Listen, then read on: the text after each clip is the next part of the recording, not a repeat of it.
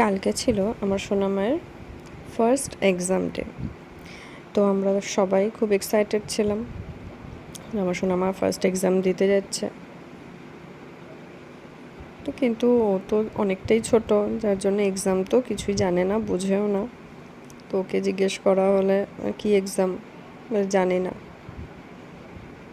জানার কথাও না। তো আমরাও এত কিছু চাপ দিইনি, ছোট যা করবে তাই।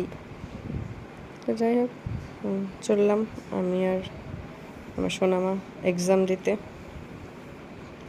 তো যাই হোক, বৃষ্টি পড়ছে বাইরে প্রচণ্ড, যার জন্য অটো দিয়ে যেতে হচ্ছে। ওর বাবারও যাওয়ার ইচ্ছা ছিল, রোজই ওর বাবাই দিয়ে আসে, কিন্তু বৃষ্টির জন্য আজকাল ওর বাবা গেল না। আমি অটো দিয়ে সোনামাকে নিয়ে যাচ্ছি। বেশ প্রচণ্ড বৃষ্টি পড়ছে। তোমরা সবাই আমার সোনামাকে আশীর্বাদ করো যাতে ও অনেক বড় হয় আর ভালো মানুষ হয়, এটাই সব থেকে দরকার।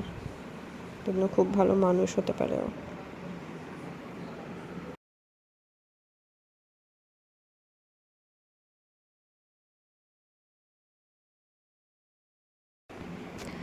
এখন আবার একটু বৃষ্টিটা থেমেছে, আকাশটাও একটু হালকা পরিষ্কার হচ্ছে আস্তে আস্তে।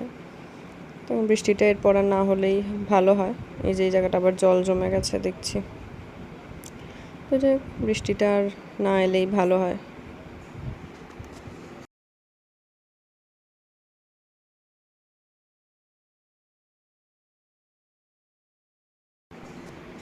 আমরা স্কুলে চলে এসেছি, এখন যাই ভিতরে ক্লাসে দিয়ে আসি। তো অন্যদিন গেটের সামনেই ছেড়ে দিতে হয়, বাট আজকে বৃষ্টি পড়ছে বলে ভিতরে ঢুকতে দিয়েছে।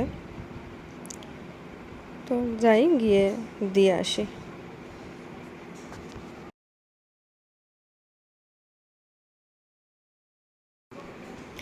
এই যে এখন আবার রোদ উঠে গেছে,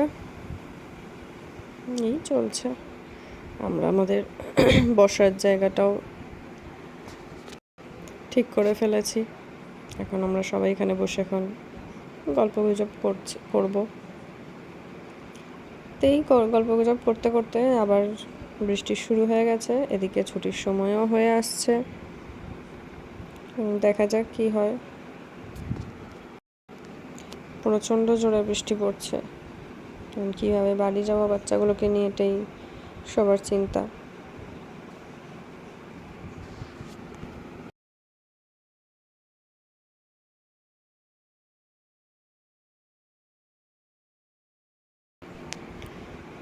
যাই, বাচ্চাগুলোকে নিয়ে আসি এবারে। বৃষ্টির তো থামার ব্যাপারই নেই। তো কিন্তু ছুটি হয়ে গেছে বেশ কিছুক্ষণ আগে, আমরা একটু ওয়েট করছিলাম যে বৃষ্টিটা কমলে যাব, কিন্তু বৃষ্টি তো আর কমছে না। যাই, গিয়ে নিয়ে আসি।